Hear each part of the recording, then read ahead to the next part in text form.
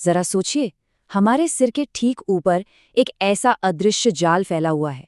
एक ऐसा जाल जो अगर टूट गया तो हमारी पूरी दुनिया, मतलब पूरी दुनिया, एक झटके में अंधेरे में डूब सकती है।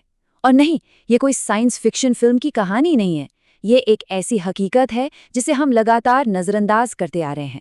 सोच कर देखिए, क्या होगा अगर एक सुबह हम उठें और हमारा जीपीएस काम न करे, इंटरनेट बंद हो जाए और बैंक या एटीएम से पैसे निकलना ही बंद हो जाए।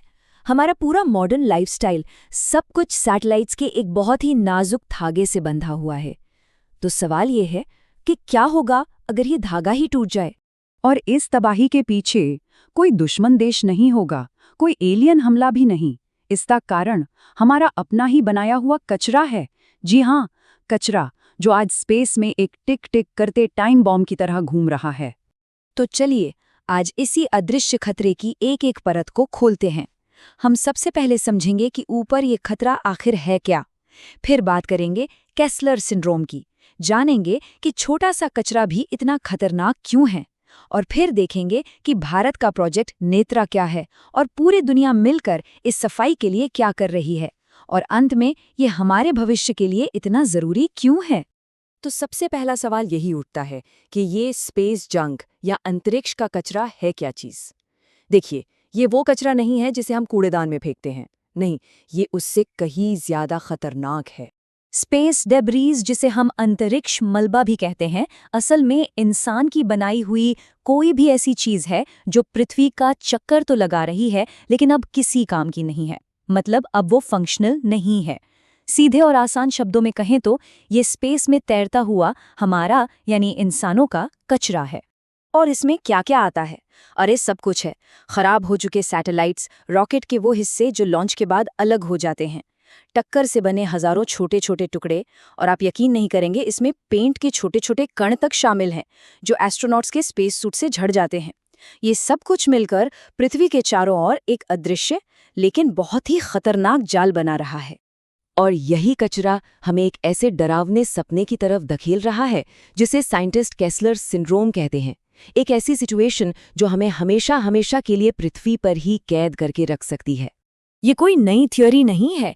इस आइडिया को सबसे पहले 1978 में नासा के एक साइंटिस्ट डोनाल्ड जे केस्लर ने दुनिया के सामने रखा था। सोचिए, उन्होंने दशकों पहले ही इस आने वाले खतरे को भांप लिया था। तो आखिर ये केस्लर सिंड्रोम है क्या? देखिए, ये एक ऐसी सिचुएशन है जहां हमारे लो अर्थ ऑर्बिट में कचरा इतना ज्यादा बढ़ जाए कि कोई एक टक्कर होती है और उस टक्कर से और भी ज्यादा कचरा पैदा होता है और फिर वो नया कचरा जाकर और चीजों से टकराता है। इसे ही कहते हैं कोलिजन कैस्केड इफेक्ट, मतलब टक्करों का एक ऐसा चेन रिएक्शन जो कभी खत्म ही नहीं होता। इसको थोड़ा और आसान भाषा में समझते हैं। स्टेप 1, स्पेस में कोई दो चीजें आपस में टकराती हैं। स्टेप 2, इस एक टक्कर से हजारों नए टुकड़े बन जाते हैं। स्टेप 3, अब ये जो नए टुकड़े हैं ये ऑर्बिट में और भी ज्यादा टक्कर होने का खतरा बढ़ा देते हैं। और स्टेप 4, ये साइकिल बार बार चलती रहती है। मतलब एक टक्कर और कचरा, फिर उस कचरे से और टक्कर, और ये सिलसिला तब तक चलता रहेगा जब तक हमारा ऑर्बिट कचरे के एक बहुत बड़े मैदान में न बदल जाए। अब आपके मन में आ रहा होगा कि भाई पेंट के एक छोटे से कण से या एक नट बोल्ट से क्या ही फर्क पड़ जाएगा। लेकिन बात यह है कि स्पेस में साइज से ज्यादा स्पीड मैटर करती है, रफ्तार।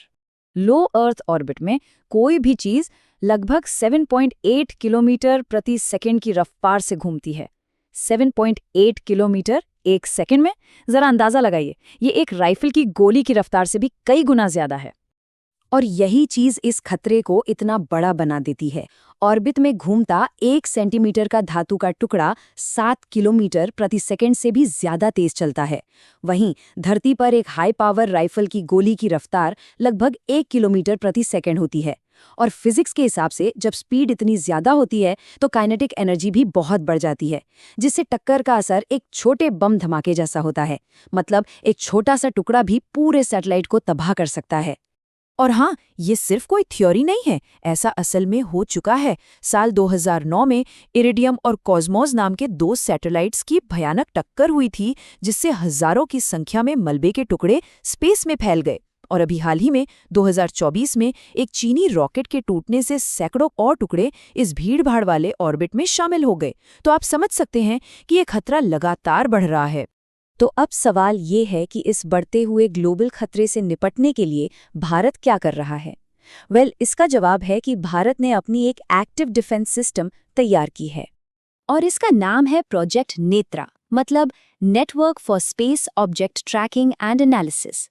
ये इसरो का एक पूरी तरह से स्वदेशी सिस्टम है जो स्पेस में भारत की आंखें और ढाल दोनों का काम करता है। ये सिस्टम लगातार मलबे और एक्टिव सैटेलाइट्स दोनों को ट्रैक करता है और अगर किसी भी टक्कर का जरा सा भी खतरा होता है तो ये पहले ही वार्निंग दे देता है। इससे होता यह है कि हम अपने कीमती स्पेस एसेट्स यानी सैटेलाइट्स को बचाने के लिए सही समय पर एक्शन ले सकते हैं। और इसरो यही नहीं रुका। भारत की दूरदर्शिता देखिए, इसरो ने एक बहुत बड़ा कमिटमेंट किया है कि 2030 तक भारत के सभी स्पेस मिशन डेब्रिस फ्री होंगे, मतलब कचरा मुक्त। इसका सीधा सा मतलब ये है कि भविष्य में भारत का कोई भी लॉन्च स्पेस में अपने पीछे कोई कचरा नहीं छोड़ेगा। और यकीन मानिए, ये एक बहुत ही बड़ा और साहसिक कदम है। लेकिन देखिए, ये समस्या इतनी बड़ी है कि कोई एक देश इसे अकेले नहीं सुलझा सकता। इसके लिए पूरी दुनिया को साथ आना होगा, एक ग्लोबल एफर्ट की जरूरत है। और अच्छी बात यह है कि दुनिया इस पर काम कर रही है। दुनिया की बड़ी बड़ी स्पेस एजेंसियां मिलकर IADC गाइडलाइंस बना रही हैं ताकि कचरे को कम किया जा सके। यूनाइटेड नेशंस भी स्पेस में सस्टेनेबिलिटी को लेकर काम कर रहा है और यूरोप की अगुवाई में जीरो डेब्रिस चार्टर जैसी पहले 2030 तक स्पेस में सुरक्षित माहौल बनाने के लिए सभी को एक साथ ला रही हैं। तो अब समाधान क्या है? कई आइडियाज पर काम हो रहा है, जैसे कि एक्टिव डेब्रीज रिमूवल, मतलब रोबोटिक मिशन भेजकर स्पेस से कचरा पकड़कर लाना, AI की मदद से और बेहतर ट्रैकिंग सिस्टम्स बनाना, और सबसे ज़रूरी इंटरनेशनल स्पेस ट्रैफिक रूल्स बनाना।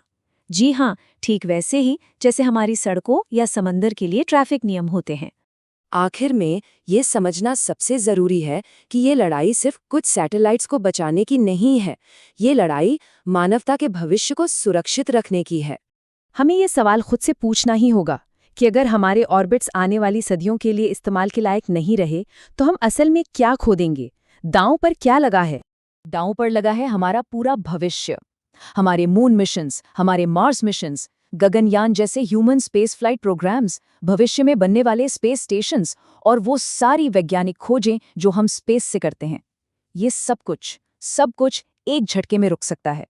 सोचिए, अगर हम अपनी ही पृथ्वी के ऑर्बिट को पार नहीं कर पाए तो हम स्पेस में आगे बढ़ेंगे कैसे? तो आखिर में बात बस इतनी सी है कि मानवता के सामने जो अगली बड़ी चुनौती है वो शायद धरती पर नहीं है, वो है स्पेस में फैले इस प्रदूषण से निपटना।